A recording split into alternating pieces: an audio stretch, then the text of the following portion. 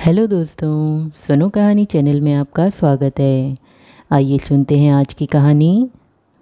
सयानी बुआ का नाम वास्तव में ही सयानी था या उनके सयानेपन को देखकर लोग उन्हें सयानी कहने लगे थे, सो तो मैं आज भी नहीं जानती। पर इतना अवश्य कहूँगी कि जिसने भी उनका यह नाम रखा वह नामकरण विद्या का अवश्य ही पारखी रहा होगा।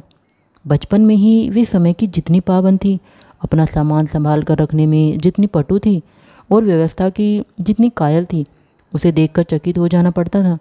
कहते हैं जो पेंसिल वह एक बार खरीदती थी वह जब तक इतनी छोटी न हो जाती कि उनकी पकड़ में न आए तब तक उससे काम लेती थी।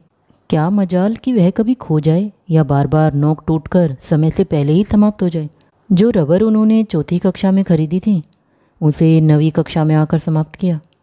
उम्र के साथ साथ उनकी आवश्यकता से अधिक चतुराई भी प्रौढ़ता धारण करती गई और फिर बुआ जी के जीवन में इतनी अधिक घुल मिल गई कि उसे अलग करके बुआ जी की कल्पना ही नहीं की जा सकती थी।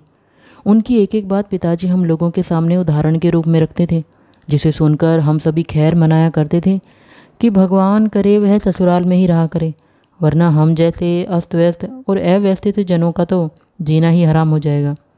ऐसी ही सियानी बुआ के पास जाकर पढ़ने का प्रस्ताव जब मेरे सामने रखा गया तो कल्पना कीजिए मुझ पर क्या बीती होगी।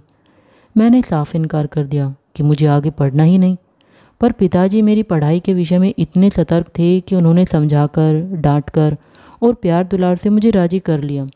सच में राजी तो क्या कर लिया, समझिए अपनी इच्छा पूरी करने के लिए बाध्य कर दिया।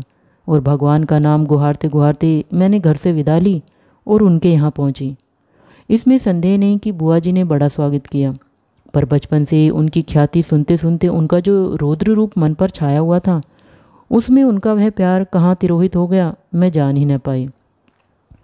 हाँ, बुआ जी के पति, जिन्हें हम भाई साहब कहते थे, बहुत ही अच्छे स्वभाव के व्यक्ति थे और सबसे अच्छा कोई घर में लगा तो उनकी 5 वर्षीय पुत्री अन्नू। पर मैंने देखा कि परिवार के सभी लोगों पर एक विचित्र आतंक सा छाया हुआ है। सब पर मानो बुआ जी का व्यक्तित्व हावी है। सारा काम वहाँ इतनी व्यवस्था से होता जैसे सब मशीनें हों जो कायदे में बंधी बिना रुकावट अपना काम किए चली जा रही हैं। ठीक 5 बजे सब लोग उठ जाते, फिर 1 घंटा बाहर मैदान में टहलना होता, उसके बाद चाय दूध होता, उसके बाद अन्नू को पढ़ने के लिए बैठना होता। भाई साहब भी तब अखबार और ऑफिस की फाइलें आदि देखा करते। 9 बजते ही नहाना शुरू होता, जो कपड़े बुआ जी निकाल दें वही पहनने होते। फिर कायदे से आकर मेज पर बैठ जाओ और खाकर काम पर जाओ। घर के इस नीरस और यंत्र चालित कार्यक्रम में अपने को फिट करने में मुझे कितना कष्ट उठाना पड़ा और कितना अपने को काटना छाटना पड़ा, यह मेरा अंतर्यामी ही जानता है। सबसे अधिक तरस आता था अन्नू पर। वह इस नन्ही सी उम्र में ही प्रौढ़ हो गई थी। न बच्चों का सा उल्लास, न कोई चहचहाट, एक अज्ञात भय से वह घिरी रहती थी। घर के उस वातावरण में कुछ ही दिनों में मेरी भी सारी हंसी खुशी मारी गई। यूँ बुआ जी की गृहस्थी जमे 15 वर्ष बीत चुके थे, पर उनके घर का सामान देखकर ऐसा लगता मानो सब कुछ अभी कल ही तो खरीदा हो। गृहस्थी जमाते समय जो कांच और चीनी के बर्तन उन्होंने खरीदे थे वे आज भी ज्यों के त्यों थे, जबकि रोज उनका उपयोग होता था। वे सारे बर्तन स्वयं खड़ी होकर साफ करवाती थी।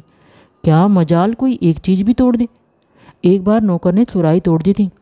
उस छोटे से छोकरे को उन्होंने इस कसूर पर बहुत पीटा था। तोड़ फोड़ से तो उन्हें सख्त नफरत थी। यह बात उनकी बर्दाश्त के बाहर थी। उन्हें बड़ा गर्व था अपनी इस सुव्यवस्था का। वे अक्सर भाई साहब से कहा करती थी कि यदि वे इस घर में न आती तो न जाने बेचारे भाई साहब का क्या हाल होता। मैं मन ही मन कहा करती कि चाहे और जो भी हाल होता, हम सब मिट्टी के पुतले न होकर कम से कम इंसान तो अवश्य हुए होते। बुआ जी की अत्यधिक सतर्कता और खाने पीने के इतने कंट्रोल के बावजूद अन्नू को बुखार आने लगा। सब प्रकार के उपचार करने कराने पूरा महीना बीत गया, पर उसका बुखार न उतरा। बुआ जी की परेशानी का पार नहीं। अन्नू एकदम पीली पड़ गई। उसे देखकर मुझे लगा मानो उसके शरीर में ज्वर के कीटाणु नहीं, बुआ जी के भय के कीटाणु दौड़ रहे हैं, जो उसे ग्रसते जा रहे हैं। वह उनसे पीड़ित होकर भी भय के मारे कुछ कह तो सकती नहीं थी, बस सूखती जा रही थी। आखिर डॉक्टरों ने कई प्रकार की परीक्षाओं के बाद राय दी बच्ची को पहाड़ पर ले जाया जाए और जितना अधिक उसे प्रसन्न रखा जा सके रखा जाए। सब कुछ उसके मन के अनुसार हो, यही उसका सही इलाज है। पर सच पूछो तो बेचारी का मन बचा ही कहाँ था। भाई साहब के सामने एक विकट समस्या थी। बुआ जी के रहते यह संभव नहीं था क्योंकि अनजाने ही उनकी इच्छा के सामने किसी और की इच्छा चल ही नहीं सकती थी। भाई साहब ने शायद सारी बात डॉक्टर के सामने रख दी।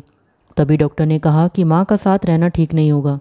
बुआ जी ने सुना तो बहुत आनाकानी की, पर डॉक्टर की राय के विरुद्ध जाने का साहस वे कर नहीं सकी, सो मन मार कर वहीं रही। जोर शोर से अन्नू के पहाड़ जाने की तैयारी शुरू हुई।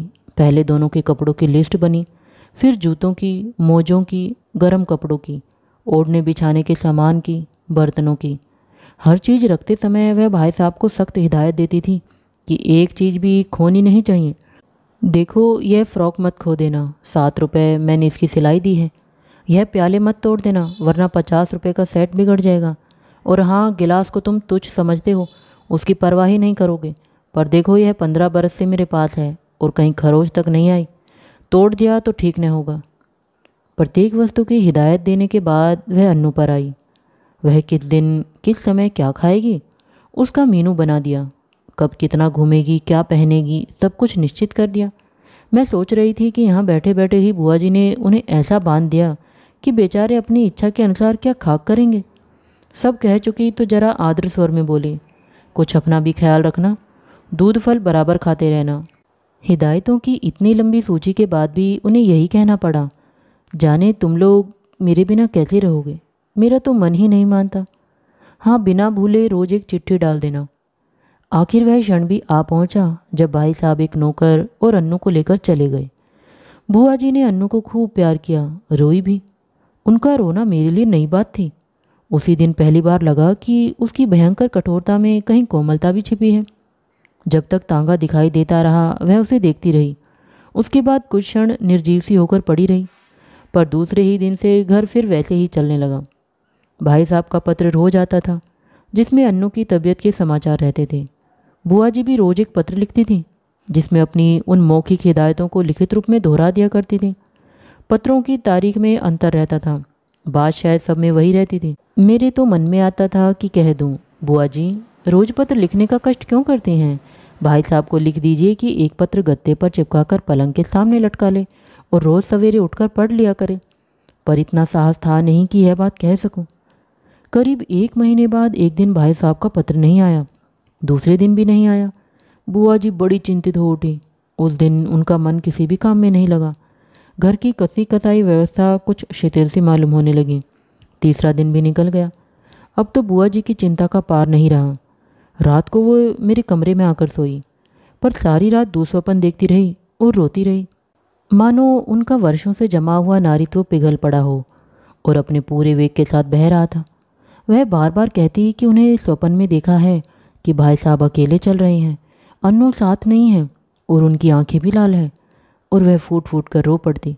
मैं तरह तरह से उन्हें आश्वासन देती, पर बस वह तो कुछ सुन ही नहीं रही थी। मेरा मन भी कुछ अन्नू के ख्याल से, कुछ बुआ जी की यह दशा देखकर बड़ा दुखी हो रहा था। तभी नौकर ने भाई साहब का पत्र ला कर दिया। बड़ी व्यग्रता से कांपते हाथों से उन्होंने उसे खोला और पढ़ने लगी। मैं भी सांस रोककर बुआ जी के मुख की ओर देख रही थी कि एकाएक पत्र फेंक कर सिर पीटती बुआ जी चीख कर रो पड़ी। मैं धक रह गई। आगे कुछ सोचने का साहस ही नहीं होता था। आंखों के आगे अन्नू की भोली सी नन्ही सी तस्वीर घूम गई। तो क्या अब अन्नू सचमुच ही संसार में नहीं है? यह सब कैसे हो गया? मैंने साहस करके भाई साहब का पत्र उठाया। लिखा था, प्रिय सयानी, समझ में नहीं आता किस प्रकार तुम्हें यह पत्र लिखूं, किस मुंह से तुम्हें यह दुखद समाचार सुनाऊं। फिर भी रानी, तुम इस चोट को धैर्यपूर्वक सह लेना। जीवन में दुख की घड़ियां भी आती हैं और उन्हें साहसपूर्वक सहने में ही जीवन की महानता है। यह संसार नश्वर है, जो बना है वह एक न एक दिन मिटेगा ही। शायद इस तथ्य को सामने रखकर हमारे यहाँ कहा है कि संसार की माया से मोह रखना दुख का मूल है। तुम्हारी इतनी हिदायतों के और अपनी सारी सतर्कता के बावजूद मैं उसे बचा नहीं सका। इसे अपने दुर्भाग्य के अतिरिक्त और क्या कहूँ। यह सब कुछ मेरे ही हाथों होना था। आंसू भरी आंखों के कारण शब्दों का रूप अस्पष्ट से अस्पष्टतर होता जा रहा था और मेरे हाथ कांप रहे थे। अपने जीवन में यह पहला अवसर था जब मैं इस प्रकार किसी की मृत्यु का समाचार पढ़ रही थी। मेरी आंखें शब्दों को पार करती हुई जल्दी जल्दी पत्र के अंतिम हिस्से पर जा पड़ी। धैर्य रखना मेरी रानी, जो कुछ हुआ उसे सहने की और भूलने की कोशिश करना। कल 4 बजे तुम्हारे 50 रुपए वाले सेट के दोनों प्याले मेरे हाथ से गिरकर टूट गए। अन्नू अच्छी है, शीघ्र ही हम लोग रवाना होने वाले हैं। 1 मिनट तक मैं हतबुद्धि सी खड़ी रही, समझ ही नहीं पाई यह क्या से क्या हो गया। यह दूसरा सदमा था। जो ही कुछ समझी मैं जोर से हंस पड़ी। किस प्रकार मैंने बुआ जी को सत्य से अवगत कराया वह सब मैं कोशिश करके भी नहीं लिख सकूंगी। पर वास्तविकता जानकर बुआ भी रोते रोते हंस पड़ी। 5 आने की सुराही तोड़ देने पर नौकर को बुरी तरह पीटने वाली बुआ जी 50 रुपए वाले सेट के प्याले टूट जाने पर भी हंस रही थी। दिल खोल कर हंस रही थी, मानो उन्हें स्वर्ग की निधि मिल गई हो।